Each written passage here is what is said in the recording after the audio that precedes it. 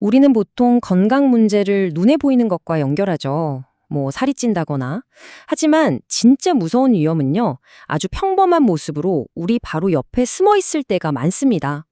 지방간 하면 보통 누가 떠오르세요? 아마 대부분 그렇죠.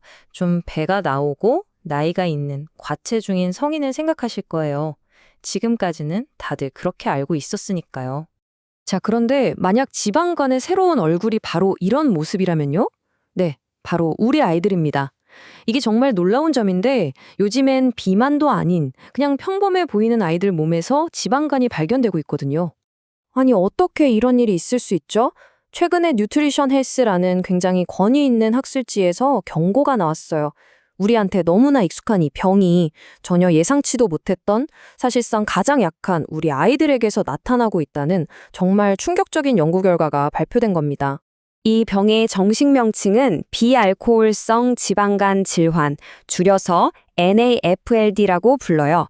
이름 그대로 술 때문에 생기는 게 아니라 다른 이유로 간에 지방이 잔뜩 끼는 병이죠. 지금까지 의사 선생님들은 이걸 의례 비만인 성인들의 전유물이라고 생각했단 말이에요. 바로 그 점 때문에 멀쩡해 보이는 정상 체중인 아이들한테서 이 병이 나타난다는 사실이 우리 모두에게 정말 큰 충격으로 다가오는 거죠. 그렇다면 도대체 왜? 무엇 때문에 이런 일이 벌어지고 있는 걸까요? 연구진들이 지목한 범인은 그냥 막연히 설탕이 아니었습니다. 바로 특정 종류의 설탕이었죠. 문제의 시작은 바로 이거예요. 우리 몸이 포도당이랑 과당을 처리하는 방식이 완전히 다르다는 거. 자, 여기 화면을 보면서 한번 상상해 볼게요. 우리 간을 엄청나게 바쁜 교통관제센터라고 생각해 보죠. 포도당은요, 우리 몸 구석구석 모든 세포로 잘 배분되는 질서정연한 일반 차량 같은 거예요. 근데 과당은 달라요. 얘는 다른 길은 다 막혀 있고 오직 간이라는 도로로만 쏟아져 들어오는 거대한 덤투 트럭 행렬 같은 겁니다. 그럼 어떻게 될까요? 당연히 간에 엄청난 교통체증, 즉 과부하가 걸릴 수밖에 없는 거죠.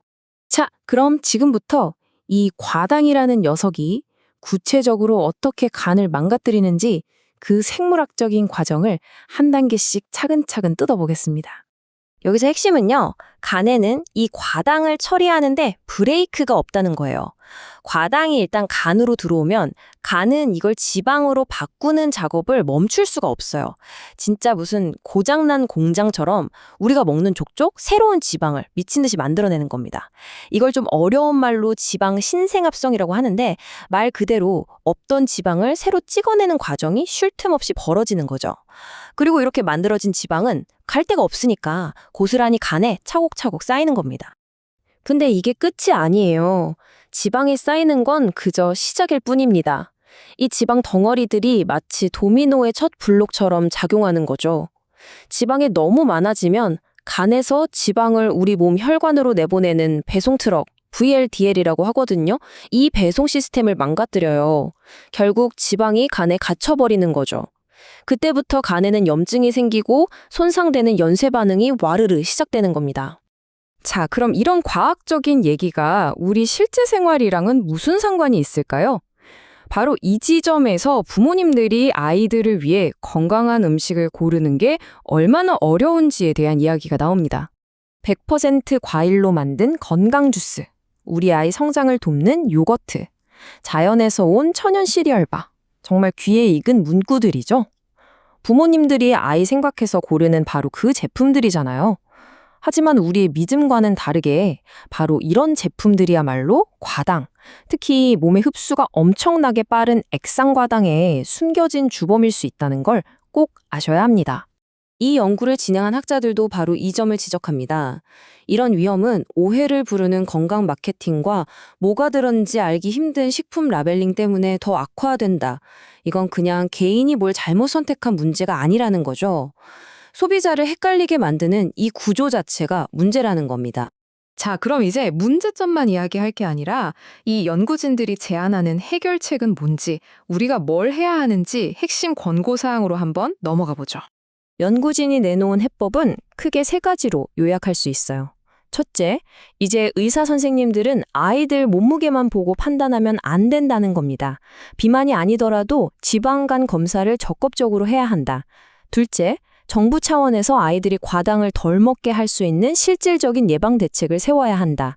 그리고 마지막으로 어쩌면 가장 중요한 건데요. 기업들이 더는 장난치지 못하게 뭐가 들었는지 투명하고 정직하게 밝히는 식품 라벨을 의무화해야 한다는 겁니다. 오늘 이야기에서 가장 중요한 점은 바로 이겁니다. 이건 누가 잘못했다고 부모님을 탓하려는 게 절대 아니에요. 우리 모두가 더 정확하고 명확한 정보를 요구해야 하고 우리 아이들이 더 건강한 환경에서 자랄 수 있도록 함께 목소리를 내야 하는 우리 공동의 책임에 대한 이야기입니다. 그래서 마지막으로 여러분께 이 질문을 드리고 싶습니다. 여러분은 우리 아이들이 먹는 음식에 정말로 무엇이 들어있는지 알고 계신가요? 오늘 마트에 가시면 딱 한 번만이라도 아이들 간식 포장지 뒷면을 한번 자세히 들여다보세요. 어쩌면 그 작은 행동 하나가 우리 아이의 미래 건강을 지키는 가장 중요하고 위대한 첫걸음이 될지도 모릅니다.